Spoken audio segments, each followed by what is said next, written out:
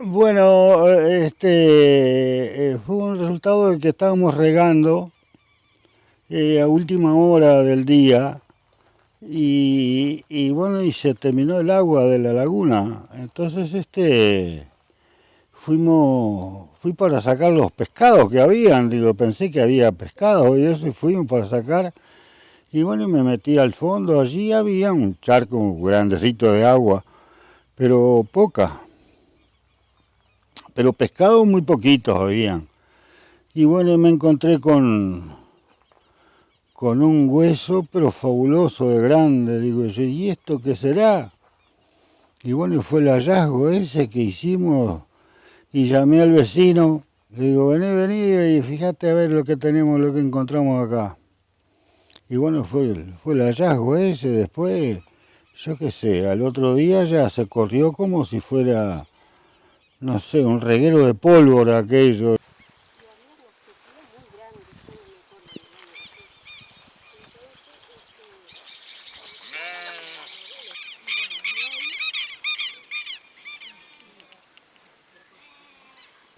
Regábamos mucho, había muchos vecinos que regaban también el predio donde estaba todo plantado. Entonces, era una tardecita que quedaba poquitita agua en donde estaban los huesos. Nosotros sabíamos que estábamos, pero dónde no sabíamos dónde estaban. ¿Tá? Y yo fui hasta el almacén ahí y cuando vine de vuelta me dice mi esposa, apurate, dice, porque encontramos los huesos, dice, en el arroyo, en el fondo del arroyo estaba. Dice, apurate, dice, para verlo. Y fueron, un enorme hueso había, impresionante. Arriba.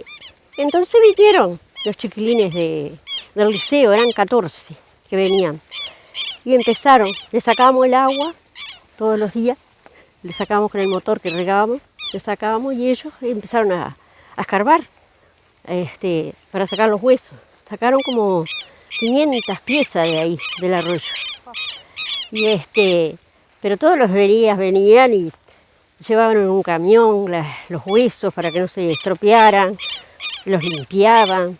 Divino, trabajaban todos los chiquitines. Te lo declararon patrimonio nacional. Ah, No se puede tocar eso. No. Pero a donde encontramos el hueso fue en aquella parte, en aquel arbolito. Allá, acá en este lugar. Mirá. Acá viene en este lugar, acá. Acá había un árbol grande. Lo arrancaron, ese árbol. Y ahí, en ese pozo ahí poníamos el chupón de la bomba y salían ahí.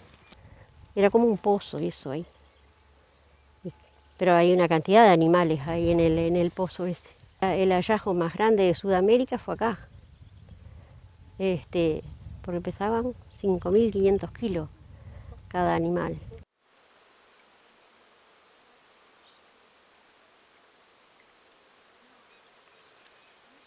Y fue cuando vino esta profesora, Ana, y con los chiquilines del liceo y empezaron a escarbar y sacaron. Y venían todos los días. mi nombre es Ana Charamelo. Estoy relacionada con el hallazgo paleontológico en Sauce en el año 1997. Fue un acontecimiento enorme en nuestras vidas, ¿no? Tanto en la mía como en la de los estudiantes. Usted imagínense un verano que no pasa nada, enero, de mucho calor, que la mayoría se va de vacaciones, los que pueden irse, los que no, están aburridos. Fue una conmoción, medios de prensa, investigadores, toda la comunidad pendiente de lo que estaba pasando, todo el mundo nos preguntábamos y pasamos a ser los protagonistas. Nos sentíamos el centro del país. O sea, nosotros solamente fuimos 2 veces al lecho del arroyo y de ahí extrajimos más de 500 piezas. Aparecieron los profesores de la Cátedra de Paleontología de la Facultad de Ciencia y catalogaron el hallazgo como único, no solamente en el país, sino en toda Latinoamérica. En total, de esos 500 huesos pudieron determinar que se trataban de 8 individuos, 5 eran cliptodontes, que el cliptodonte es como un armadillo, como un tatú gigante del tamaño de un Volkswagen Fusca, y que habían 3 megaterios. El megaterio son osos perezosos, son otros mamíferos prehistóricos, de gran porte, ¿no? Del tamaño de un elefante, y algunos de los huesos, que ahora se conservan en el museo, determinaron, por mediciones que hicieron los paleontólogos más tarde, que podía llegar a pesar 5 toneladas de peso. Realmente, ustedes no se imaginan lo que era estar caminando por el lecho de ese arroyo y ver caparazones de los cliptodontes, huesos atravesados, animales enteros articulados en el lecho, y vamos sacando el barro, porque tuvimos que meternos en el barro. Y era fascinante, es como estar, no sé, ¿no? En medio de una película. Estamos todos fascinados. Y luego todo el trabajo y la organización, si bien yo lideré un poco esa organización, surgió espontáneamente de los alumnos.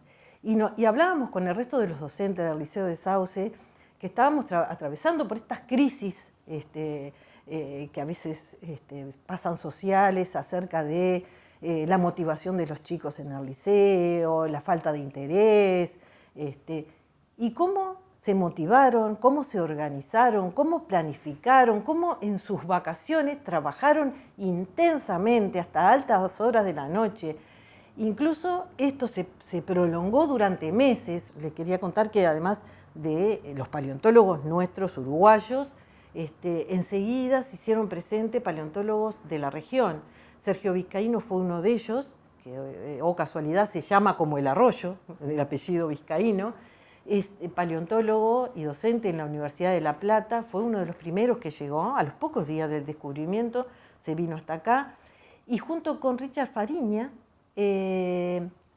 realizaron un curso de introducción a la paleontología, donde tuvimos más de 100 alumnos, estudiantes de primaria, estudiantes de secundaria, docentes de primaria, docentes de secundaria, y gente de la comunidad que le interesaba escuchar y saber de ello.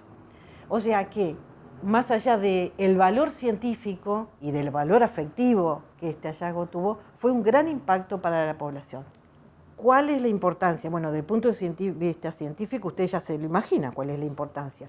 Para la comunidad fue un gran sacudón. Yo tenía 21 años, estaba estudiando en el IPA, soy profesora de historia actualmente, en ese momento estaba estudiando. Y en ese verano, la profesora Ana Charamelo convocó a sus alumnos y a otros más, porque yo ya no era alumna del liceo, pero bueno, de rebote, quizá porque estaba estudiando historia, no sé, llegué hasta ahí, hasta el Vizcaíno, y la verdad que primero significó una emoción tremenda cuando los vecinos nos mostraron huesos que ellos ya tenían de otra sequía anterior, y bueno, y después empezar a explorar y a conectarse con todo eso que ya nos dábamos cuenta que era algo muy grande, muy importante, que podía ser trascendental para la ciencia. A mí, en lo personal, en ese momento, al año siguiente me anoté en la Facultad de Humanidades, a hacer antropología. Me fascinó eso que tiene la paleontología y que también tiene la antropología, de poder, ¿no? La arqueología más bien, de poder como excavar y ver esa especie de foto, ¿no? Del pasado y todo lo que se puede, la información y el conocimiento que se puede obtener de allí. Me acuerdo que después un profesor en la facultad nos decía que la arqueología, y también se aplica en esto para las excavaciones paleontológicas, es una ciencia que destruye su objeto de estudio. Porque claro, al sacar del sitio arqueológico o paleontológico, al sacar el hueso, estás alterando y estás rompiendo con lo que realmente querés estudiar. Y siempre me quedó eso porque nosotros en ese momento creo que hicimos bastantes destrozos de ese sitio, ¿no? Porque éramos adolescentes, pues yo ya era más grande, pero bueno, el grupo más significativo eran liceales, y bueno, y nos metíamos en el barro y sacábamos así directamente, pisábamos los huesos y los sacábamos del barro y quedamos como impactados por la cantidad, por la variedad. Empezamos a clasificarlo y recuerdo el día que Naldo estaba limpiando con un cepillito, limpiando el fémur, y dice, ¿y estas marcas de qué son? Y lo recuerdo así como un día así impresionante, porque y tal cual, y todos como observando así, y eran marcas que no eran marcas ni de pisadas, ni marcas que eran marcas que podían haber sido hechas con alguna herramienta humana. Y fíjense que la fecha más aceptada para la llegada del hombre a América son unos 14.000 años, y estos huesos fueron datados en 28.000 años. Entonces, claro que lo de las fechas de datación, hay algunas fechas que iban hasta 30.000 años, pero ahí también es como la aceptación, ¿no? El conocimiento científico no depende solo del hallazgo puntual o de lo que los científicos aisladamente, sino de la aceptación social y de la aceptación de la academia, sobre todo, que muchas veces tiene grandes resistencias a lo nuevo, o a algo que viene a contradecir lo que ya está instalado. Mi nombre es Richard Fariña, soy paleontólogo y trabajo acá en la Facultad de Ciencias. Quiero hablar sobre el yacimiento del arroyo del Vizcaíno. Ese es un lugar que queda no muy lejos, unos 4 kilómetros al norte de la ciudad de Sauce. Y se trata de un lugar en el cual el arroyo, que corre, el arroyo del Vizcaíno justamente, que corre allí, todos los veranos se transforma en un collar de lagunas debido a la seca habitual del estiaje. En el año 97 esta sequía fue mucho más intensa que lo habitual y debido a eso los productores que usan cada familia una de esas lagunas para regar sus cultivos, ¿no? La familia que le correspondía esta laguna en particular la secó casi completamente para regar unas remolachas, benditas sean, a mí que no me gustan. Pero gracias a que se regó esa remolacha se vació casi completamente esa laguna y aparecieron huesos de gran tamaño en el fondo, y bueno, la gente de campo tiene mucha familiaridad con la anatomía de los mamíferos, ¿no? De los animales, porque ¿no? está muy expuesta a huesos que van por allí, a carnear animales, etc. Y bueno, y reconocieron los huesos como tales, y bueno, al ver un fémur como de este tamaño, claramente se dieron cuenta de que no se trataba de un buey que se había ahogado allí hacía algún tiempo, sino que se trataba de algo extraño, de algo peculiar, de algo muy interesante. Yo me involucré un poco tardíamente porque estaba estudiando justamente una manera de evaluar el tamaño del perezoso gigante Lestodon, que es aquel fósil que aparece mayoritariamente, muy mayoritariamente, ¿no? En la enorme proporción de los casos allí en el yacimiento del que estamos hablando. El hallazgo pasó a tener una importancia muy grande cuando se dató, se envió un material para su fechado por carbono 14, ¿no? Una técnica que te permite establecer la edad de elementos que tengan carbono, notablemente huesos,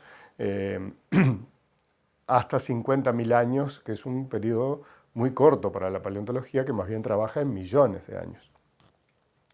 El caso es que, en fin, lo mandamos datar y la clavícula fue estudiada y tenía unas marcas interesantes que tenían las características como las que dejan las herramientas.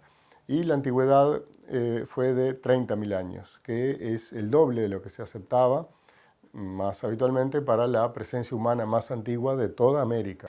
Y bueno, esto por supuesto, ¿no? Como cualquier novedad en la ciencia, cuando es muy espectacular hay que sustanciarla muy bien, hay que dar muy buenos argumentos, entonces mandamos a publicar, ¿no? Siempre hay un ida y vuelta cuando uno manda a publicar un trabajo científico y bueno, hasta que al final el peso de las evidencias y la presentación de ellas en el artículo fue suficiente como para que la revista aceptase publicarlo, ¿no? Se publicó en una revista de gran circulación internacional y de gran prestigio que se llama Proceedings of the Royal Society, ¿no? Se publica en Londres, en el Reino Unido.